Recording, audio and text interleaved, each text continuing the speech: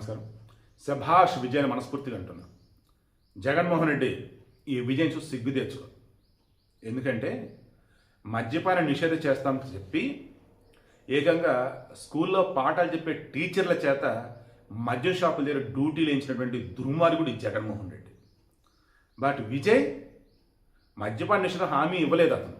కానీ స్కూళ్ళు అంటే బడులు, దేవాలయాలు, బస్ స్టాండ్లు, ఆసుపత్రులు వీటికి 1/2 కిలోమీటర్ దూరంలో ఉన్నటువంటి 771 మద్యం షాపులు క్లోజ్.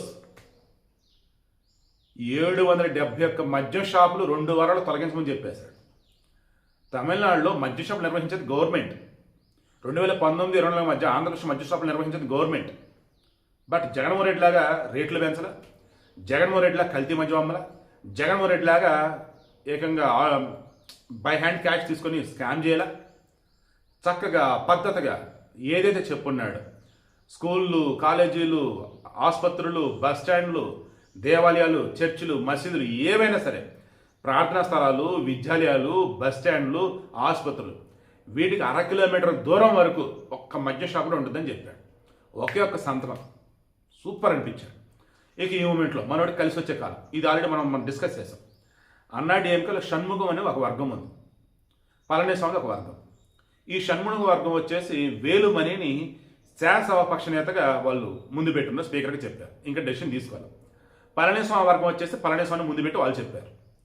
ఈ షణ్ముఖ వర్గం ఏం చెప్తుంది? పళనిస్వామి వల్ల 2019 లోక్సభలో 1 సీటే వచ్చింది, 2021 అసెంబ్లీ ఎన్నికల్లో ఓడిపోయాం, మన 2024 లోక్సభలో 1 సీటు రాలా. సో వరుస ఓటములు పళనిస్వామి వల్ల. అటువంటి పళనిస్వామి అన్నాడీఎంకేలో వద్దు, అన్నాడీఎంకేలో ఉన్నా అతను మన నాయకుడిగా వద్దు, అన్నాడీఎంకేని కాపాడుకోవాలి. ఏకంగా డిఎంకే ఒక దారుణమైన దుర్మార్గమైన పార్టీ, ఆ పార్టీతో కలిసి కూడా వెళ్తానికి మన రెడీ అయ్యాడు ఈ పళనిస్వామి చిచ్చి అని చెప్పేసి వీళ్ళు ఇప్పుడు ఏమంటున్నారు? మేము విజయ్కి మద్దతు ఇస్తాం, విజయ్ మంత్రివర్గంలో భాగమవుతాం, విజయ్ కూటమి ప్రభుత్వంలో భాగమవుతాం అన్నారు. అప్పుడు విజయ్కి ఎంత మద్దతు? ఆల్రెడీ 120 ఉన్నారు, వీళ్ళు 30 కలుస్తూ ఉంటారు, అంటే 150. సో 5 హ్యాపీగా ఉంటాడు. సో మంచి నిర్ణయాలు తీసుకుంటున్నాడు. అది చూసి ఆటోమేటిక్గా అన్నాడీఎంకేలో వచ్చేసి వాళ్ళు కలుస్తున్నారు. అండ్ ఓవరాల్గా 5 సంవత్సరాల క్రితం గవర్నమెంట్ ఉంటుంది. అండ్ ఇప్పుడు ఎవరైతే కలుస్తున్న వాళ్ళు ఉన్నారో వాళ్ళు అన్నాడీఎంకే తరఫున కలుస్తానంటున్నారు, గవర్నమెంట్లో భాగమవుతాను అంటున్నారు. అవిశ్వాస తీర్మానం పెట్టి వెనక్కి తీసుకుందామని కానీ డిఎంకే చేయాలి తప్ప ఆ డిఎంకే చెప్పినటువంటి ఐయుఎంఎల్, సిపిఐ, సిపిఎం వీళ్ళు ఆ కాంగ్రెస్లో ఉండే ఉంటారు. సో ఇప్పుడు ఏమైంది? బీజేపీ నుంచి పూర్తిగా బయటకు వచ్చి ఎన్డీఏ నుంచి కాంగ్రెస్తో ఉన్నటువంటి టీవీకి సపోర్ట్ ఇవ్వడం వల్ల గవర్నమెంట్లో భాగం కాబోతున్నారు ఈ అన్నాడీఎంకే వాళ్ళు 30 మంది సభ్యులు. ఓవరాల్గా విజయ్కి నెనుకోవటం అదృష్టంతో పాటు కలిసి వచ్చే కాలం కూడా వచ్చేసింది.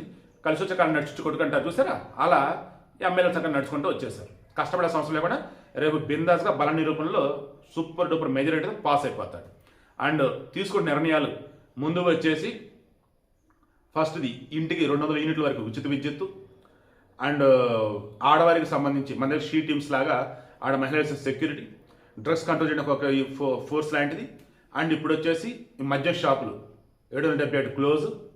ఇలా చెప్పుకుంటూ పోయినట్టయితే మ్యాక్సిమం ద బెస్ట్లో ముందుకు వెళ్తున్నాడు. గ్రాండ్ సక్సెస్ కావాలని కోరుకుంటూ ఉన్నాను.